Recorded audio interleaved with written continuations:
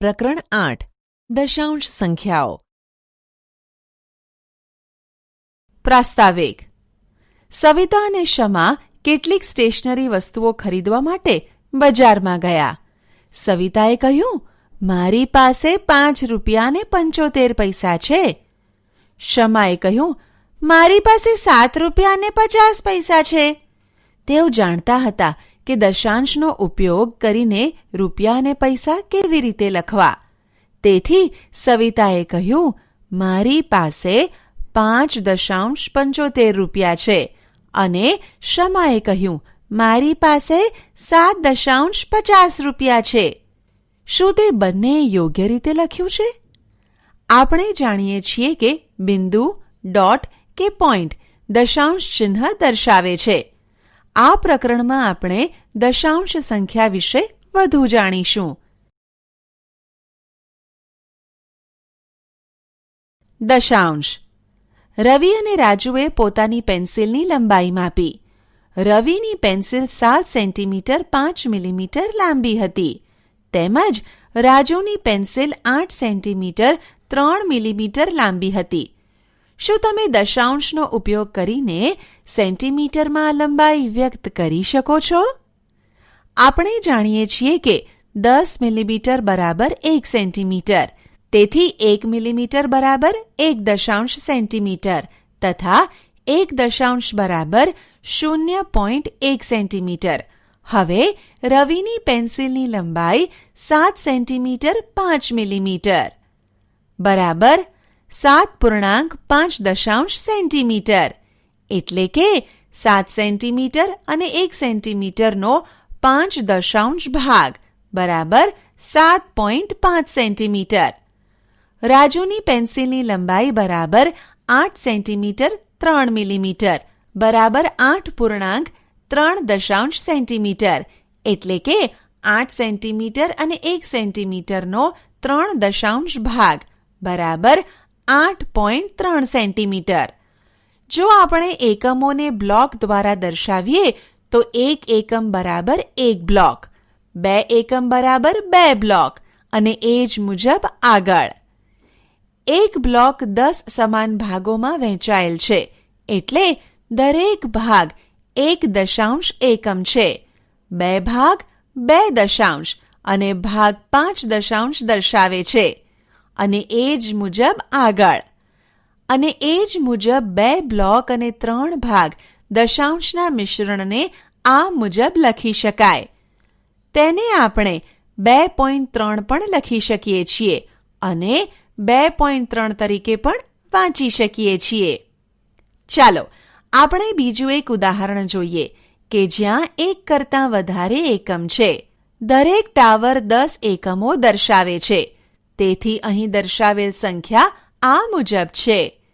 તેથી 10 + 3 + 5 દશાંશ બરાબર 23.5, જેને 23.5 તરીકે વાંચવામાં આવે છે.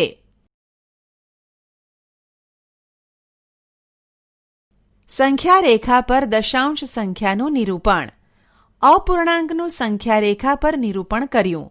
ચાલો હવે દશાંશ સંખ્યાને પણ નિરૂપણ કરતા શીખીએ. 0.6 ને સંખ્યા રેખા પર નિરૂપણ કરીએ. આપણે જાણીએ છીએ કે 0.6 એ 0 થી મોટી છે, પરંતુ 1 થી નાની છે, જેમાં 6 દશાંશ છે.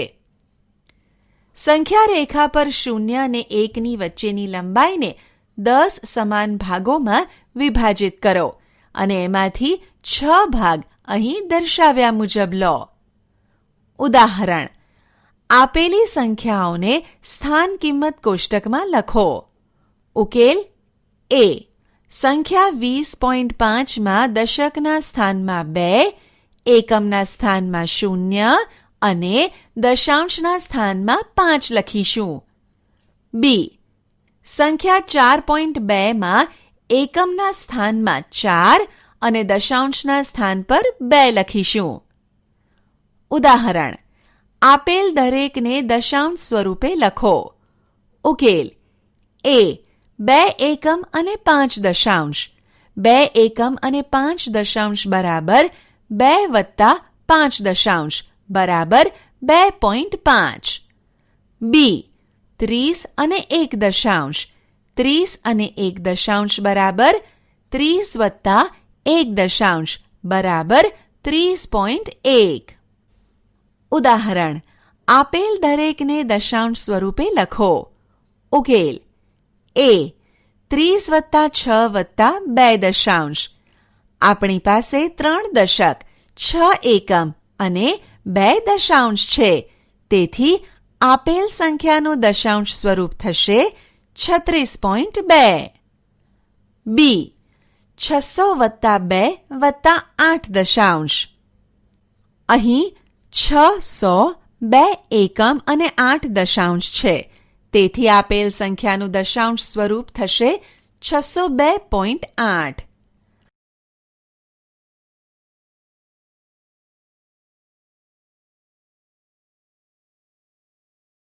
શતાંશ: ડેવિડ પોતાના રૂમની લંબાઈ માપી રહ્યો હતો.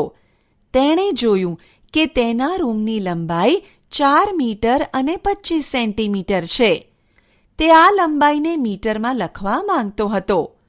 શું તમે એને મદદ કરી શકો છો? 1 મીટરનો કેટલામો ભાગ 1 સેન્ટીમીટર થશે? 1 સેન્ટીમીટર બરાબર 1/4 મીટર અથવા 1નો 1/4 ભાગ, એટલે કે 25 બરાબર 25/100 મીટર. હવે 1/4 એટલે 100 ભાગોમાંથી 1 ભાગ, જેવું આપણે 1 દશાંશ માટે કર્યું.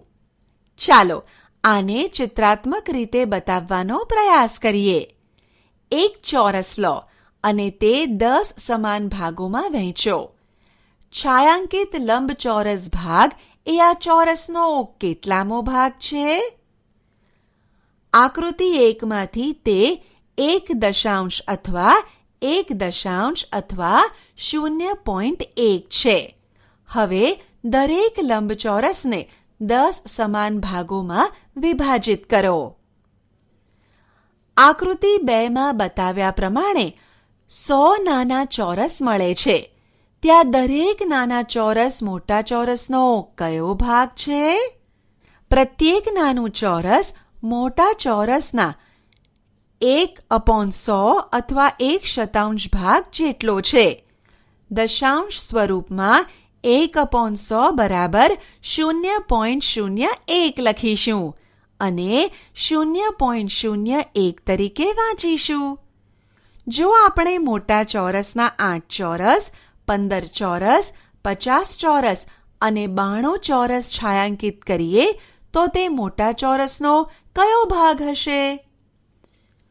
ઉપરોક્તનો ઉકેલ મેળવવા માટે આપેલ ચિત્રોની મદદ લો. કુલ 100 ચોરસમાંથી 8 ચોરસ છાયાંકિત કરેલ છે. તેથી સામાન્ય ભાગ 8/100 અથવા દશાંશ ભાગ 0.08 થશે. કુલ 100 ચોરસમાંથી 15 ચોરસ છાયાંકિત કરેલ છે. તેથી સામાન્ય ભાગ 15/100 તથા દશાંશ ભાગ 0.15 થશે. કુલ 100 ચોરસમાંથી 50 ચોરસ છાયાંકિત કરેલ છે. તેથી સામાન્ય ભાગ 50/100 તથા દશાંશ ભાગ 0.50 થશે. કુલ 100 ચોરસમાંથી 92 ચોરસ છાયાંકિત કરેલ છે. તેથી સામાન્ય ભાગ 92/100 તથા દશાંશ ભાગ 0.92 થશે. ચાલો આપણે સ્થાન કિંમતના કેટલાક વધુ કોષ્ટક જોઈએ. ઉપરોક્ત કોષ્ટકમાં દર્શાવેલ સંખ્યા 2+4/10+3/100 છે. દશાંશ રૂપમાં તેને 2.43 લખીશું, જેને 2.43 અથવા 2.43 વાંચીશું. ઉદાહરણ: અહીં આપેલ માહિતીનો ઉપયોગ કરીને કોષ્ટકમાંની ખાલી જગ્યા પૂરો અને દશાંશ સ્વરૂપમાં સંખ્યા લખો. ઉકેલ: 100ના સ્થાનમાં 1, દશકના સ્થાનમાં 3, એકમના સ્થાનમાં 2, દશાંશના સ્થાનમાં 1 ને શતાંશના સ્થાન પર 5 લખીશું. તેથી 100 + 30 + 2 + 1/10 + 5/100 બરાબર 132.15 થશે. ઉદાહરણ: અહીં આપેલ માહિતીનો ઉપયોગ કરીને કોષ્ટકમાં આપેલ ખાલી જગ્યા પૂરો અને તે અનુસાર દશાંશ સ્વરૂપમાં સંખ્યા લખો. ઉકેલ: એકમના સ્થાનમાં 1, દશાંશના સ્થાનમાં 4 અને શતાંશના સ્થાન પર 2 લખીશું. તેથી સંખ્યા 1.42 થશે. ઉદાહરણ: આપેલ સ્થાન કિંમતના કોષ્ટક પરથી દશાંશ સ્વરૂપમાં સંખ્યા લખો. ઉકેલ: સંખ્યા થશે 2 × 10 + 4 × 10 + 3 × 1 + 2 × 1/10 + 5 × 1/100 બરાબર 200 + 40 + 3 + 2/10 + 5/100 બરાબર 243.25. પહેલા અંક 2 ને 100 દ્વારા ગુણાકાર કરવામાં આવે છે. પછીની સંખ્યા 4નો ગુણાકાર 10 વડે થાય છે. એટલે 100નો 1 દશાંશ પછી સંખ્યા 3નો 1 સાથે ગુણાકાર થાય છે. એ પછી ભાગને 1/10 વડે ગુણતા 1/100 મળે. એટલે કે 1/10નો 1 દશાંશમો ભાગ છે. દશાંશ સંખ્યામાં દશાંશ બિંદુ હંમેશા એકમ અને દશાંશ સ્થાનની વચ્ચે મૂકવામાં આવે છે. તેથી હવે સ્વાભાવિક રીતે આપણે સ્થાન કિંમતના કોષ્ટકને શતાંશથી શતાંશનો 1/10 ભાગ એટલે કે સહસ્ત્રાંશ સ્થાન સુધી વિસ્તારી શકીએ છીએ. એટલે કે આપણે જેમ જેમ ડાબેથી જમણી તરફ જતા દરેક પગલે આગળના ભાગને 1/10 વડે ગુણતા રહીએ છીએ. ઉદાહરણ: દશાંશ સ્વરૂપમાં લખો. a 4/5, b 3/4, c 7/1000. ઉકેલ: a 4/5નો સમ અપૂર્ણાંક શોધવાનો છે કે જેનો છેદ 10 હોય. 4/5 બરાબર 4 × 2/5 × 2 બરાબર 8/10 બરાબર 0.8. b. અહીં આપણે 3/4નો સમ અપૂર્ણાંક શોધવાનો છે કે જેનો છેદ 10 અથવા 100 હોય. પરંતુ એવી કોઈ પૂર્ણ સંખ્યા નથી કે જેનો 4 સાથે ગુણાકાર કરતા 10 મળે. તેથી આપણે છેદને 100માં ફેરવવો પડશે. 3/4 બરાબર 3 × 25/4 × 25 બરાબર 75/100 બરાબર 0.75. c 7/1000. અહીંયા દશાંશ અને શતાંશનું સ્થાન 0 છે. તેથી આપણે 7/1000 ને 0.007 સ્વરૂપમાં લખીશું. ઉદાહરણ: આપેલ અપૂર્ણાંકને અતિ સંક્ષિપ્ત સ્વરૂપમાં લખો. ઉકેલ: a 0.04 બરાબર 4/100 બરાબર 1/25. b 2.34 બરાબર 2 + 34/100 બરાબર 2 + 34/2/100/2 બરાબર 2 + 17/50 બરાબર 2/17/50. c 0.342 બરાબર 342/1000 બરાબર 342/2/1000/2 બરાબર 171/500. ઉદાહરણ: આપેલ દરેકને દશાંશ સ્વરૂપમાં લખો. ઉકેલ: a 200 વત્તા 30 વત્તા 5 વત્તા 2/10 વત્તા 9/100 બરાબર 235 વત્તા 2 ગુણ્યા 1/10 વત્તા 9 ગુણ્યા 1/100 બરાબર 235.29. બી 50 વત્તા 1/10 વત્તા 6/100 બરાબર 50 વત્તા 1 ગુણ્યા 1/10 વત્તા 6 ગુણ્યા 1/100 બરાબર 50.16. સી 16 વત્તા 3/10 વત્તા 5/1000 બરાબર 16 વત્તા 3/10 વત્તા 0/100 વત્તા 5/1000 બરાબર 16 વત્તા 3 ગુણ્યા 1/10 વત્તા 0 ગુણ્યા 1/100 વત્તા 5 ગુણ્યા 1/1000 બરાબર 16.305. ઉદાહરણ: આપેલ દરેકને દશાંશ સ્વરૂપમાં લખો. ઉકેલ: એ 306 અને 7 શતાંશ બરાબર 306 વત્તા 7/100 બરાબર 306 વત્તા 0 ગુણ્યા 1/10 વત્તા 7 ગુણ્યા 1/100 બરાબર 306.07. બી 11.235 બરાબર 11.235.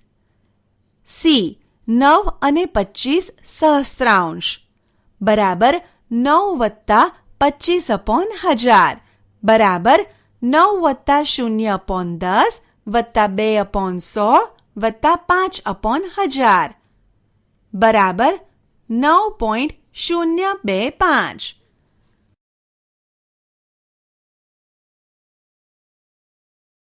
દશાંશની સરખામણી. કઈ સંખ્યા મોટી છે? 0.07 કે 0.1? ચાલો સમજીએ. બે સરખા કદના ચોરસ કાગળ લો. તેને 100 સમાન ભાગોમાં વિભાજિત કરો. 0.07 દર્શાવવા માટે આપણે 100 માંથી 7 ભાગ ઘેરા રંગના કરવા પડશે. હવે 0.1 બરાબર 1/10 બરાબર 10/100. તેથી 0.1 માટે 100 માંથી 10 ભાગ ઘેરા રંગના કરવા પડશે. તેનો અર્થ 0.1 એ 0.07 કરતાં વધારે છે. ચાલો હવે આપણે 32.55 અને 32.5 સંખ્યાઓની સરખામણી કરીએ. આ કિસ્સામાં આપણે સૌપ્રથમ સંપૂર્ણ ભાગની સરખામણી કરીએ છીએ. આપણે જોઈ શકીએ છીએ કે બંને સંખ્યાઓનો પૂર્ણ ભાગ 32 છે, એટલે કે સમાન છે. જો કે આપણે જાણીએ છીએ કે આ બે સંખ્યાઓ સમાન નથી. તેથી હવે આપણે તેના દશાંશ ભાગની સરખામણી કરીશું. આપણે જોઈ શકીએ છીએ કે 32.55 અને 32.5 માટે તેના દશાંશ ભાગ પણ સમાન છે. તેથી હવે આપણે તેના શતાંશ ભાગની સરખામણી કરીએ. 32.55 બરાબર 32 વત્તા 5/10 વત્તા 5/100 અને 32.5 બરાબર 32 વત્તા 5/10 વત્તા 0/100. તેથી 32.55 એ 32.5 કરતાં વધારે છે, કારણ કે 32.55ના શતાંશ સ્થાનની સંખ્યા 32.5ની શતાંશમાં સ્થાનની સંખ્યા કરતાં મોટી છે. ઉદાહરણ: કઈ સંખ્યા મોટી છે? ઉકેલ: એ 1 કે 0.99. 1 બરાબર 1 વત્તા 0/10 વત્તા 0/100. 0.99 બરાબર 0 વત્તા 9/10 વત્તા 9/100. અહીં 1નો પૂર્ણ ભાગ 1, 0.99ના પૂર્ણ ભાગ 0 કરતાં મોટો છે. તેથી 1 0.99 કરતાં વધારે છે. બી 1.09 બરાબર 1+0/10 +9/100 +0/1000. 1.093 બરાબર 1+0/10 +9/100 +3/1000. આ કિસ્સામાં બંને સંખ્યાઓના શતાંશ સ્થાન સુધી બધા અંક સમાન છે, પરંતુ 1.093 નો સહસ્ત્રાંશ સ્થાન 1.09 કરતાં મોટો છે. તેથી 1.093 1.09 કરતાં વધારે છે.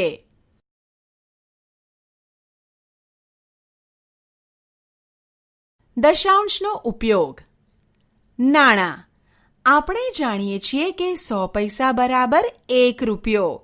તેથી 1 પૈસા બરાબર 1/100 રૂપિયા બરાબર 0.01 રૂપિયા.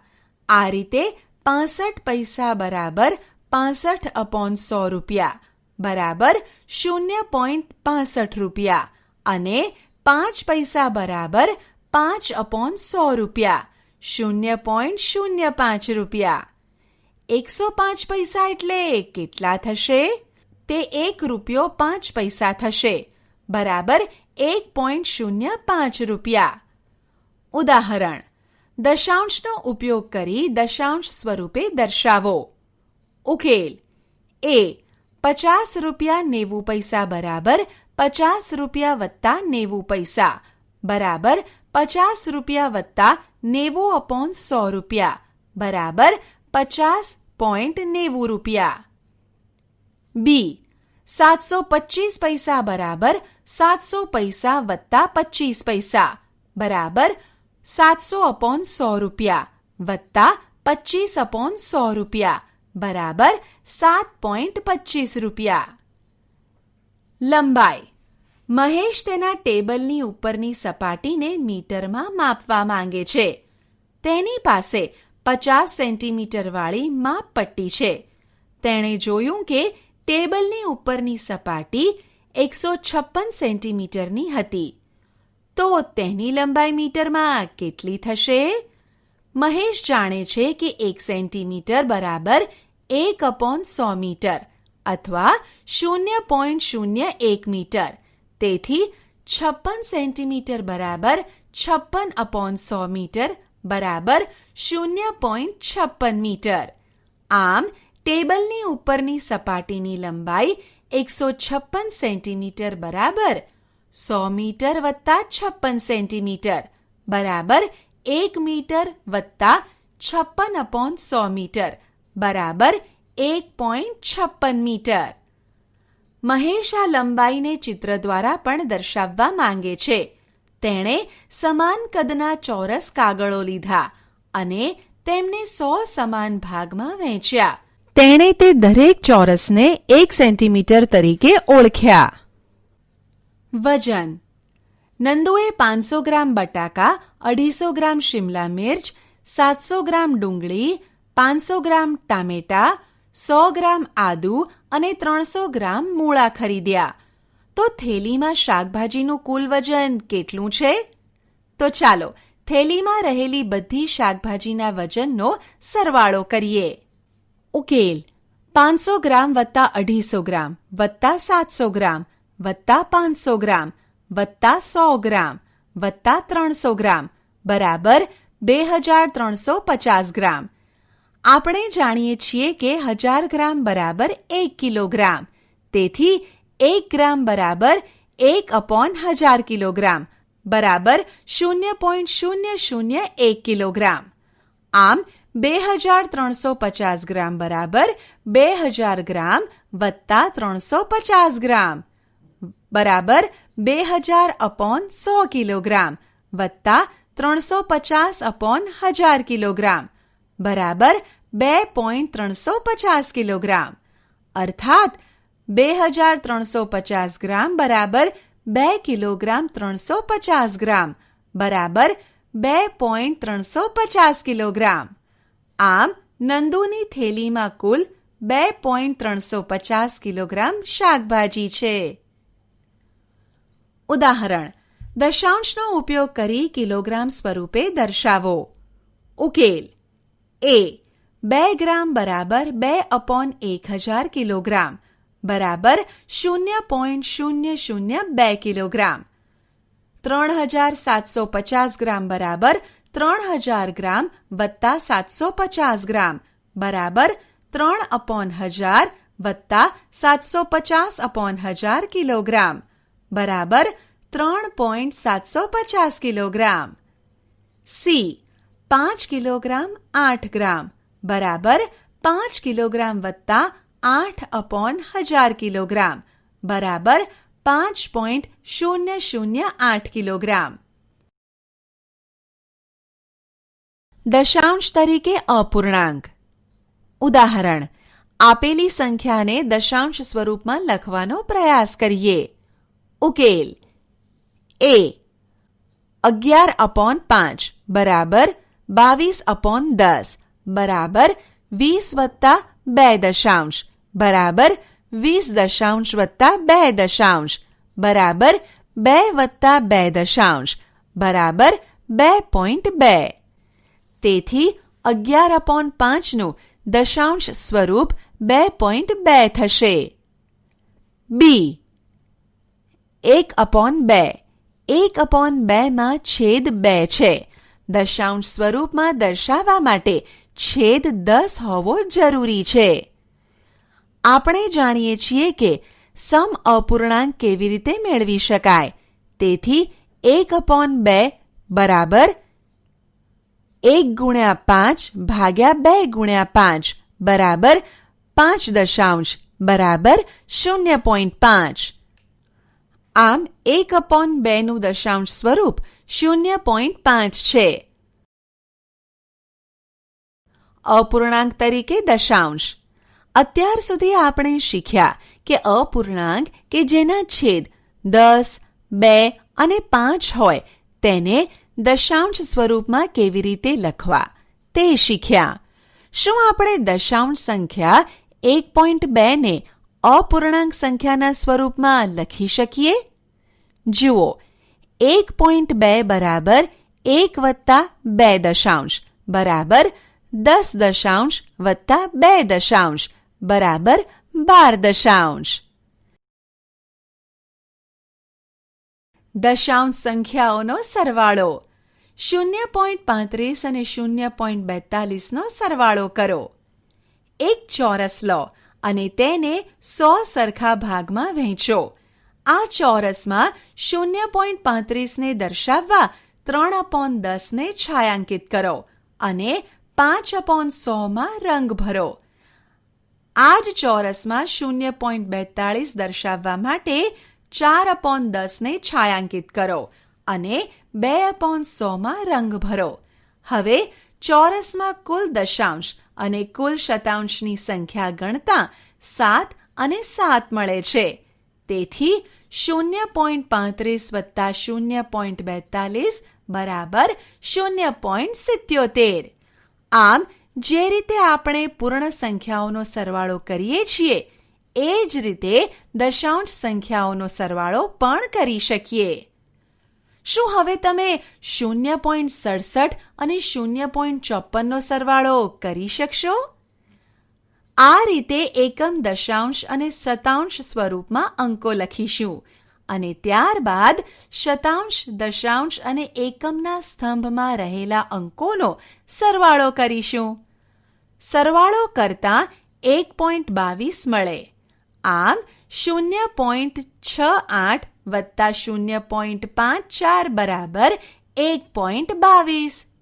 ઉદાહરણ: લતાએ પેન ખરીદવા 9.50 રૂપિયા અને એક પેન્સિલ ખરીદવા માટે 2.50 રૂપિયા ખર્ચ્યા. તો તેણે કુલ કેટલા રૂપિયા ખર્ચ્યા? ઉકેલ. પેન ખરીદવા માટે ખર્ચેલ નાણાં બરાબર 9.50 રૂપિયા. પેન્સિલ ખરીદવા માટે ખર્ચેલ નાણાં બરાબર 2.50 રૂપિયા.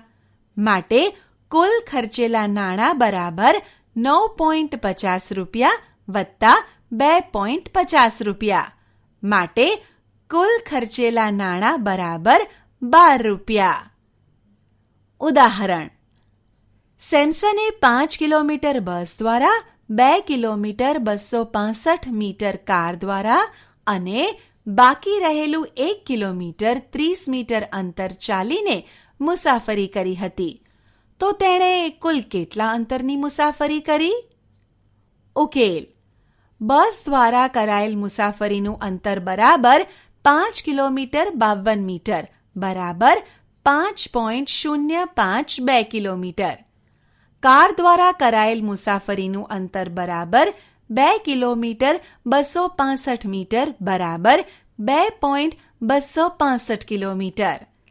ચાલીને કરાયેલ મુસાફરીનું અંતર બરાબર 1 કિલોમીટર 30 મીટર બરાબર 1.030 કિલોમીટર.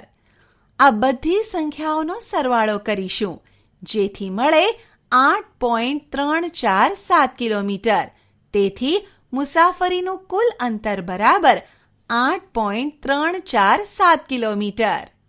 ઉદાહરણ: રાહુલે 4 કિલોગ્રામ 90 ગ્રામ સફરજન, 2 કિલોગ્રામ 60 ગ્રામ દ્રાક્ષ અને 5 કિલોગ્રામ 300 ગ્રામ કેરીઓ ખરીદી. તો તેણે ખરીદેલા ફળોનું વજન શોધો. ઉકેલ: સફરજનનું વજન બરાબર 4 કિલોગ્રામ 90 ગ્રામ બરાબર 4.090 કિલોગ્રામ. દ્રાક્ષનું વજન બરાબર 2 કિલોગ્રામ 60 ગ્રામ બરાબર 2.060 કિલોગ્રામ. કેરીનું વજન બરાબર 5 કિલોગ્રામ 300 ગ્રામ બરાબર 5.300 કિલોગ્રામ. આપેલ બધી સંખ્યાઓનો સરવાળો કરતા મળે 11.450 કિલોગ્રામ.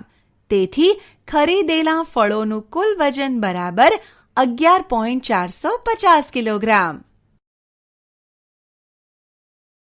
દશાંશની બાદબાકી.